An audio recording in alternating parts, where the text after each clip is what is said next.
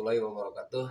Bertemu lagi bersama saya Aceh Brustandi, CGP Angkatan 11 dari SDN Sedaratu, Kecamatan Pasir Kuda, Kabupaten Cianjur. Di sini saya akan melakukan coaching pra-observasi supervisi akademik modul 2.3 bersama rekan saya. Saya Irma Raja. Assalamualaikum warahmatullahi wabarakatuh, Ibu. Waalaikumsalam warahmatullahi wabarakatuh. Bagaimana kabarnya hari ini, Bu? Alhamdulillah baik, Pak. Alhamdulillah baik.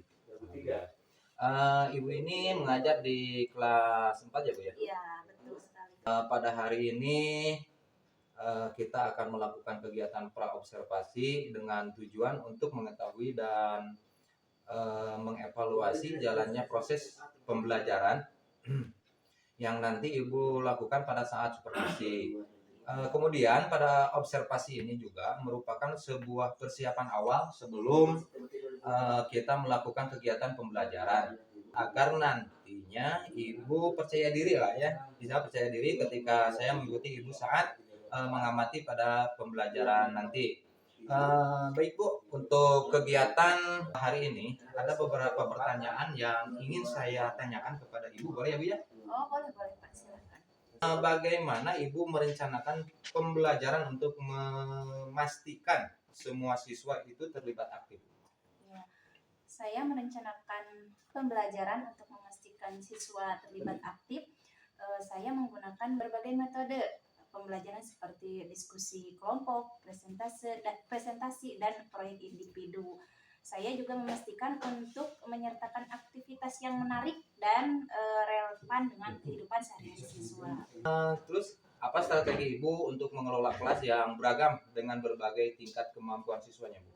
Strategi yang saya terapkan dalam mengelola kelas yang beragam ini, saya menerapkan pembelajaran berdiferensiasi ya Pak, di mana saya menyesuaikan materi dan tugas sesuai dengan kemampuan masing-masing siswa. Saya juga memberikan dukungan tambahan bagi siswa yang membutuhkan, begitu Pak. Baik. Selanjutnya bagaimana Ibu menilai efektivitas metode pembelajaran yang Ibu gunakan nanti, Bu? Oke, saya menggunakan berbagai alat evaluasi ya Pak, seperti kuis, tes, dan observasi langsung. Selain itu juga saya juga meminta umpan balik dari siswa untuk mengetahui apakah mereka ini memahami materi atau yang diajarkan oleh saya. Baik. Selanjutnya, apa tantangan terbesar yang Ibu hadapi dalam mengajar dan bagaimana Ibu mengatasinya? Tantangan terbesar yang saya hadapi dalam mengajar itu adalah menjaga motivasi siswa ini tetap tinggi. Saya mengatasinya dengan membuat pelajaran yang lebih interaktif dan menyenangkan begitu Pak, serta memberikan penghargaan untuk pencapaian mereka. Bagus sekali Bu. Bagaimana Ibu mempersiapkan diri untuk observasi ini Bu? Saya telah menyiapkan rencana pelajaran yang detail, termasuk tujuan pembelajaran, metode pembelajaran, kemudian alat evaluasi. Saya juga melakukan uji coba untuk memastikan semuanya lancar, begitu Pak. Saya ingin tahu bagaimana kegiatan pembelajaran yang Ibu lakukan nanti, karena yang saya amati atau saya pantau ya Bu, berkaitan dengan hal yang tadi itu Bu, dan saya harapkan nanti Ibu bisa melaksanakan kegiatan pembelajaran dengan maksimal ya Bu, sesuai dengan apa yang Ibu Irma rencanakan.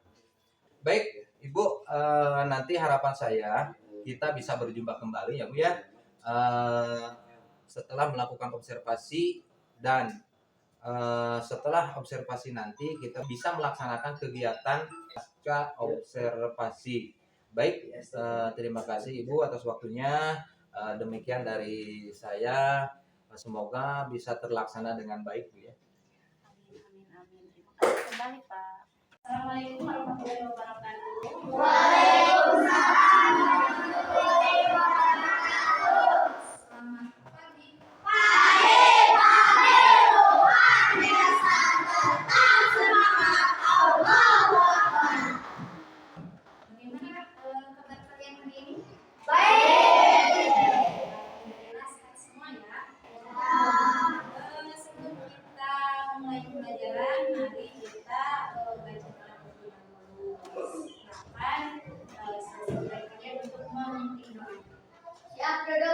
Belajar mari kita baca doa. Baca doa mari.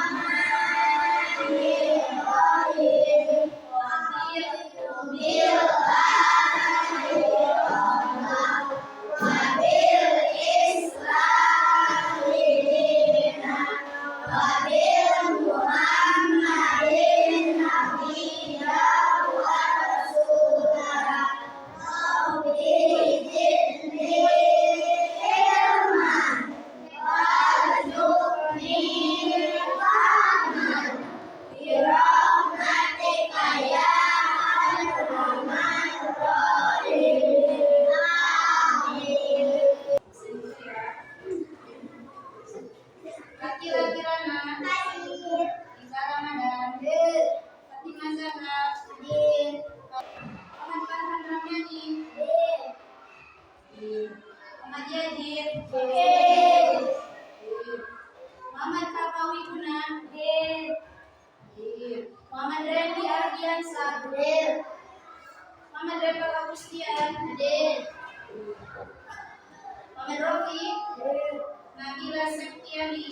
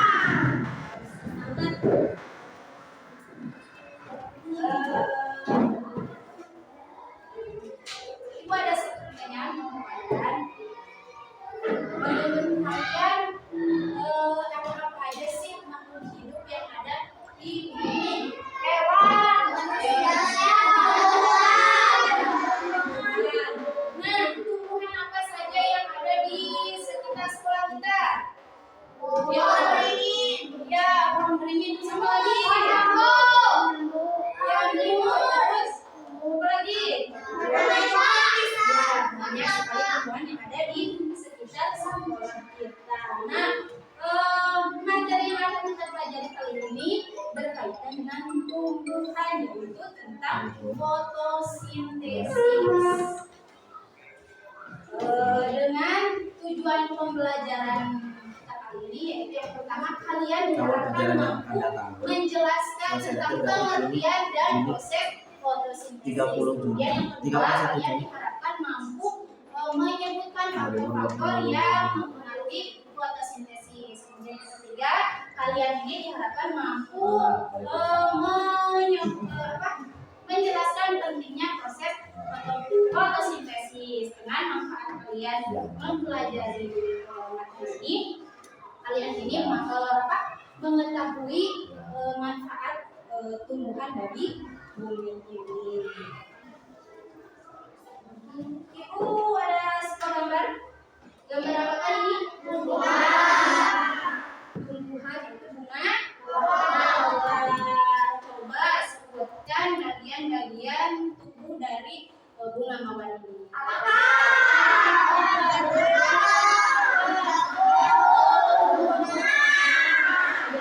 Masing-masing memiliki fungsinya masing-masing. Nah, pembelajaran materi pelajaran kali ini kita akan membahas tentang tumbuhan. Ibu ada satu pertanyaan bagi kalian. Apa yang akan manusia lakukan ketika mereka merasa lapar? Makan. Apa yang akan dilakukan hewan ketika mereka merasa lapar? Lalu apa yang akan dilakukan oleh tumbuhan ketika mereka merasa lapar? Makan. Sama hewan dan manusia akan melakukan akan makan ketika mereka merasa lapar. Begitupun dengan tumbuhan akan makan ketika mereka merasa lapar. Lalu bagaimana tumbuhan ini memperoleh makanan? Masak. Sedangkan si tumbuhan ini kan makhluk hidup yang tidak berpindah-pindah tempat seperti kita, tidak mempunyai lambung, tidak mempunyai mulut, dan tidak mempunyai sistem pencernaan lainnya seperti kita, seperti manusia dan hewan. Nah, yaitu dengan cara melalui fotosintesis. Nah, apa yang dimaksud dengan fotosintesis? Fotosintesis ini adalah cara atau metode atau cara tumbuhan dalam memasak makanannya sendiri dengan bantuan sinar matahari. Nah, saudara kalian, tanaman di sekitar kita bergerak mencari sinar matahari. Percobaan pernah kalian melihat tumbuhan yang bergerak mengikuti cahaya matahari? Pernah. Itu membuktikan bahwa tanaman itu untuk mendapatkan makanannya membutuhkan cahaya matahari. Proses apa tadi? Perkembangan dan perkembangbiakan si tumbuhan. Nah, untuk memperjelas pemahaman kalian tentang fotosintesis ini, mari kita simak tayangan video. Halo adik-adik, bagaimana kabar kalian? Semoga kita semua senantiasa diberikan kesehatan dan juga semangat dalam menuntut ilmu. Pada video sebelumnya, kalian sudah belajar mengenai bagian-bagian tumbuhan beserta dengan fungsinya. Pada video kali ini, kita akan belajar tentang proses fotosintesis pada tumbuhan. Wah, apakah kalian tahu? Kita sedang berada di mana? Ya, benar. Kita sedang berada di hutan. Wah, pohonnya sangat besar dan rimbun. Tentunya, udara di sini juga sangat sejuk. Apakah kalian tahu bahwa Indonesia memiliki hutan yang sangat banyak? Dari beribu-ribu pulau di Indonesia, tersebar pula hutan-hutan di Indonesia dari Sabang hingga Merauke. Karena inilah yang menjadikan Indonesia sebagai negara yang memiliki hutan terluas ketiga di dunia. Selain itu, Indonesia juga dijuluki sebagai salah satu negara yang menjadi paru-paru dunia. Lalu, kenapa dengan banyaknya hutan dan pepohonan dapat menunjang kelangsungan hidup di muka bumi ini? Untuk menjawab pertanyaan itu, yuk kita belajar bersama-sama mengenai proses fotosintesis pada tumbuhan. Tumbuhan tidak dapat makan seperti yang manusia lakukan, contohnya makan bakso, sotong, atau pizza yang kalian sukai. Tumbuhan memiliki sistem pencernaan yang berbeda dengan manusia ataupun hewan yang memiliki mulut, lambung, atau sistem pencernaan yang lain. Tumbuhan dapat membuat makanannya sendiri dengan bantuan energi matahari. Lalu, apa saja bahan-bahan yang diperlukan tumbuhan untuk memasak makanannya?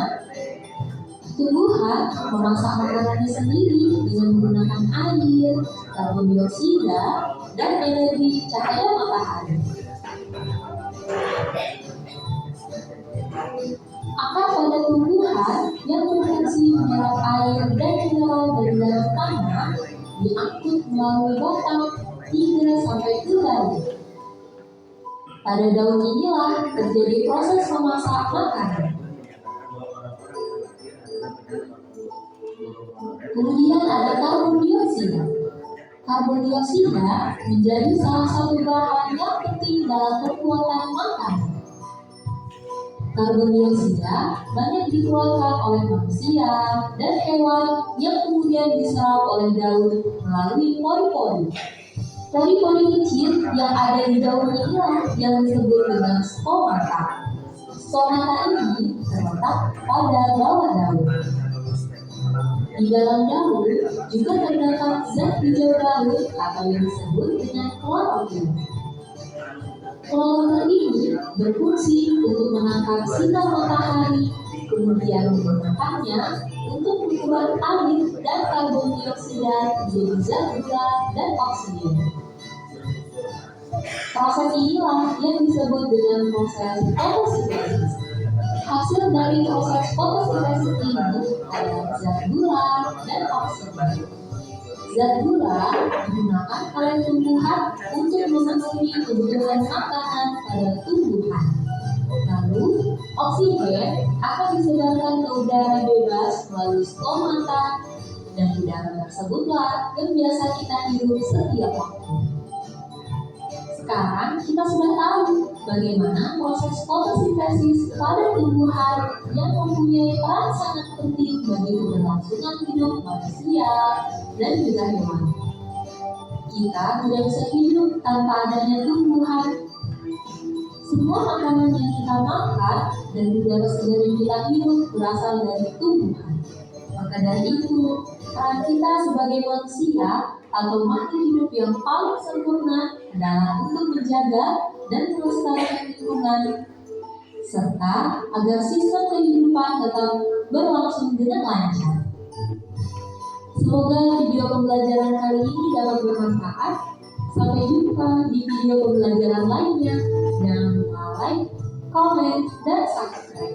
Thank you. Itu merupakan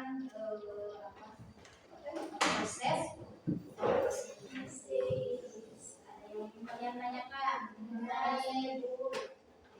Assalamualaikum warahmatullahi wabarakatuh. Apa ada tumbuhan di daratan saja yang melakukan fotosintesis? Apa tadi pertanyaannya? Apa hanya tumbuhan di daratan saja yang melakukan fotosintesis?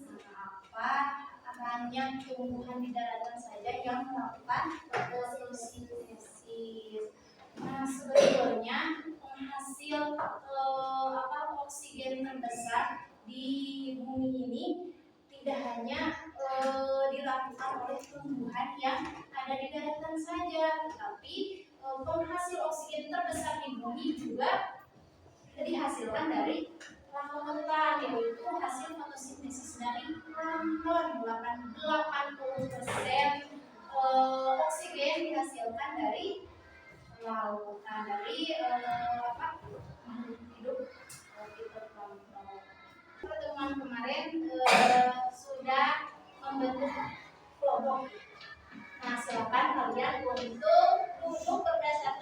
kelompoknya masing-masing. Sudah belum?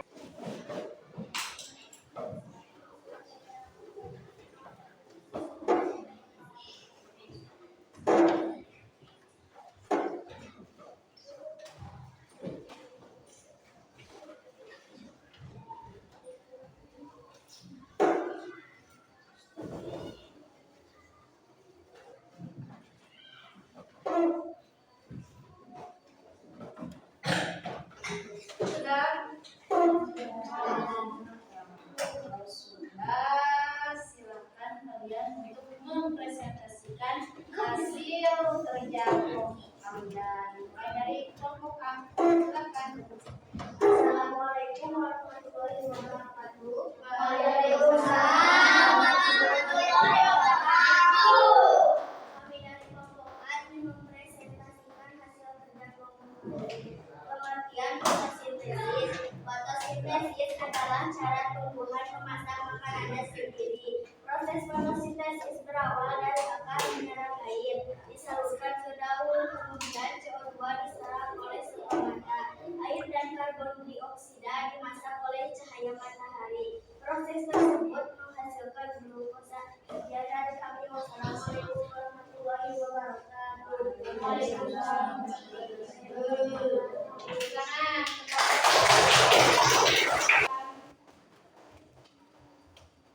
Assalamualaikum warahmatullahi wabarakatuh. Waalaikumsalam warahmatullahi wabarakatuh. Kami dari kelompok B ingin mempresentasikan hasil kerja kelompok kami. Di sini karbohidrat, di sini Coba perlihatkan kepada temannya. di sini karbohidrat, di sini cahaya matahari, di sini karbon dioksida, di sini air, di sini oksigen.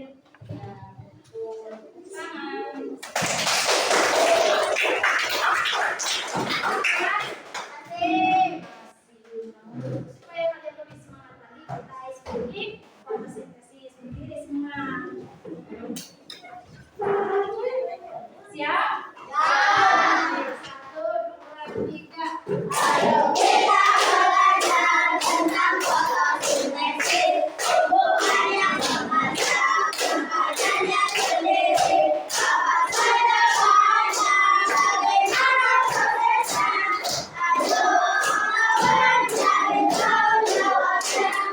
Apa yang dibutuhkan dalam fotosintesis? Energi matahari, CO2 dan air. Bagaimana daun dalam kami bekerja?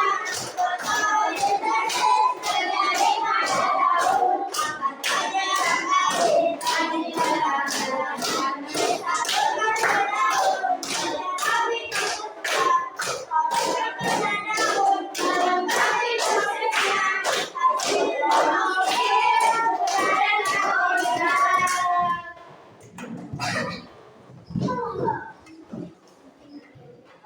Jadi kalian telah mempresentasikan hasil dari kerja kelompok kalian dan semua jawabannya benar. Tadi kelompok A disuruh untuk menjelaskan proses pengertian dan proses fotosintesis.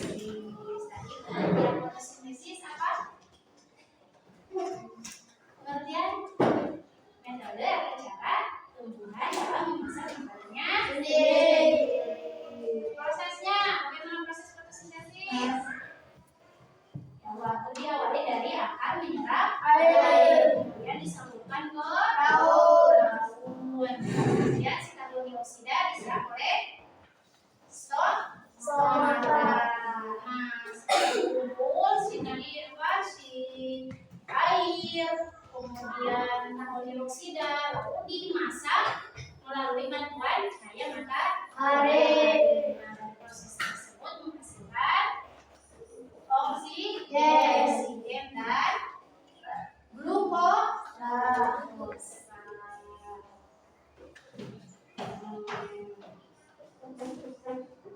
Kalau tadi kalian mengisinya secara kelompok, lalu di sini ada pertanyaan yang soal untuk dikerjakan secara individu.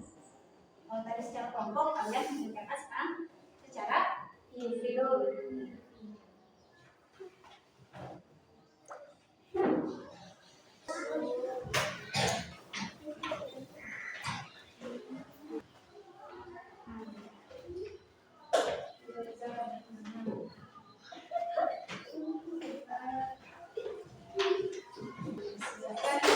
Jangan lupa kasih nama.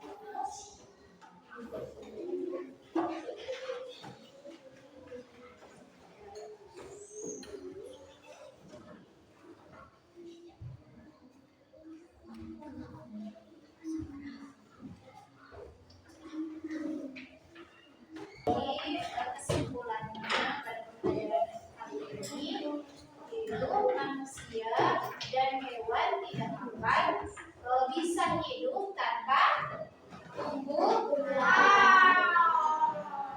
Kita mempelajari materi hari ini, apa yang kalian rasakan? Apa materi yang kalian pahami? Ya, fotosintesis, prosesnya. Apa yang kalian tidak pahami dari materi ini?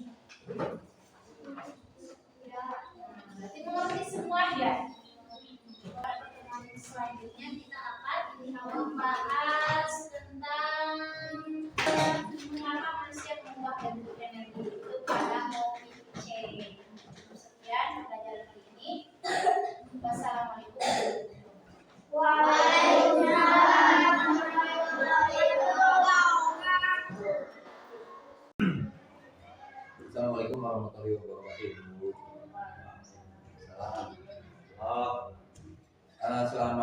selamat siang Ibu.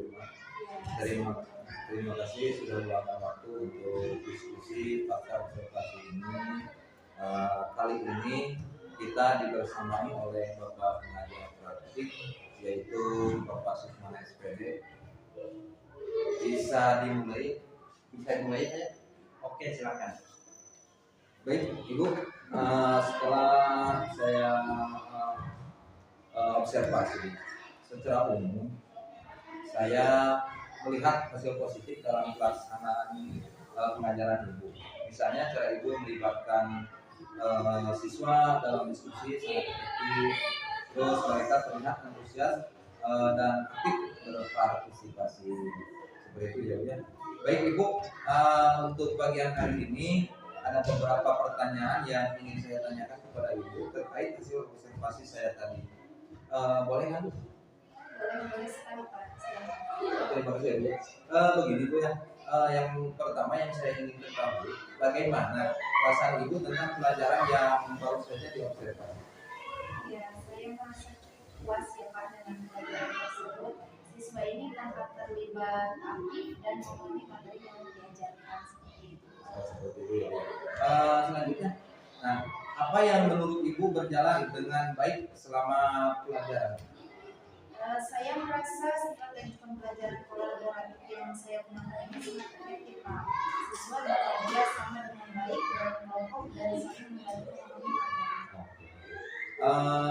Apakah Ibu bagian dari pelajaran yang menurut Ibu bisa ditingkatkan? Saya merasa perlu lebih banyak waktu untuk sesi tanya jawab di pelajaran Pak. Beberapa siswa masih memiliki pertanyaan yang belum sempat dijawab. Oke, seperti itu ya. Terus bagaimana Ibu akan mengatasi tantangan yang Ibu hadapi selama pelajaran? Saya akan mencoba mengatur waktu lebih baik dan mungkin memberikan kesempatan untuk tanya jawab di pelajaran karena diambil pelajaran. Oke. Terus apa langkah konkret yang akan Ibu ambil untuk meningkatkan pembelajaran di masa depan? Saya akan meninjau kembali rencana pembelajaran saya dan mencari cara untuk lebih mengintegrasikan teknologi dalam pembelajaran. Saya juga akan meminta umpan balik dari siswa untuk mengetahui apa yang bisa diperbaiki. Oke, baik sekali ya. Terus bagaimana Ibu akan mengukur keberhasilan dari perubahan yang Ibu rencanakan? Ya, saya akan menggunakan alat evaluasi seperti kuis dan dan survei untuk melihat apakah perubahan yang saya lakukan ini berdampak positif pada pemahaman dan keterlibatan siswa atau tidak. Iya. Bagaimana cara Ibu mengelola kelas yang beragam dengan berbagai tingkat kemampuan siswa? Ya, saya menerapkan pembelajaran berdiferensiasi dengan menyesuaikan materi dan juga sesuai kemampuan siswa, Pak. Saya juga menggunakan strategi kelompok kecil untuk memastikan setiap siswa ini mendapatkan perhatian yang cukup. Oh, jadi seperti itu. Jadi Ibu menggunakan strategi pembelajaran berdiferensiasi itu ya, Bu, Iya, antaranya. betul sekali. Oke. Terus alat teknologi apa yang paling efektif dalam mendukung pembelajaran di kelas itu? Ya, teknologi yang paling efektif, saya menggunakan video untuk mengawal tugas dan memberikan umpan balik, Pak. Selain itu, saya juga menggunakan aplikasi interaktif untuk membuat pembelajaran lebih menarik. Jadi menggunakan alat video ya supaya pembelajaran itu lebih menarik, Ya, supaya anak-anak bisa fokus terhadap pembelajaran menarik seperti itu ya. Iya. Oh, baik sekali. Terus apa langkah-langkah yang Ibu ambil untuk pengembangan profesional Ibu? Langkah yang saya ambil untuk mengembangkan profesional saya di workshop dan seminar pendidikan seperti itu, Pak. Saya juga bergabung dengan komunitas belajar yang ada di sekolah saya untuk berbagi pengalaman dan belajar dari pengalaman siswa. Oke. Terus bagaimana Ibu menyesuaikan materi pelajaran untuk siswa dengan berbagai tingkat kemampuan? Ya, saya membuat rencana pembelajaran yang fleksibel, Pak, dengan berbagai tingkat kesulitan. Saya juga memberikan pilihan tugas kepada siswa sehingga mereka ini bisa memilih sesuai dengan kemampuan dan minat mereka. Terus metode penilaian apa yang Ibu gunakan untuk mengukur pemahaman siswa? Saya menggunakan kombinasi penilaian formatif dan sumatif, Pak. Penilaian formatif seperti kuis dan diskusi kelas membantu saya memahami kemajuan siswa secara real-time. Sementara penilaian sumatif seperti ujian akhir memberikan gambaran keseluruhan tentang pemahaman mereka. Terus apa strategi Ibu untuk menjaga motivasi siswa tetap tinggi? Untuk menjaga motivasi siswa tetap tinggi ini, saya mencoba membuat pelajaran lebih interaktif dan relevan dengan kehidupan sehari-hari siswa, Pak. Saya juga memberikan penghargaan dan pengakuan untuk pencapaian mereka baik besar maupun kecil. Itu sebagai pengakuan ya untuk siswa supaya mereka lebih semangat lagi gitu ya. Terus bagaimana cara Ibu melibatkan orang tua dalam proses pembelajaran? Saya mengadakan pertemuan dengan orang tua untuk membahas perkembangan siswa. Saya juga menggunakan aplikasi komunikatif seperti WhatsApp untuk memberikan update dan menerima masukan dari orang tua. Oh, jadi Ibu menggunakan mungkin salah satunya itu grup WA ya, untuk bisa menghubungi orang tuanya, untuk ada kolaborasi dengan orang tua supaya orang tua mengetahui keadaan perkembangan anak. Bagus sekali. Terus bagaimana Ibu mengatur waktu antara tugas mengajar dan tugas administratif? Ya, saya mengatur waktu antara tugas mengajar dan tugas administratif ini. Saya membuat jadwal harian yang terstruktur dan menetapkan prioritas untuk tugas-tugas penting, Pak.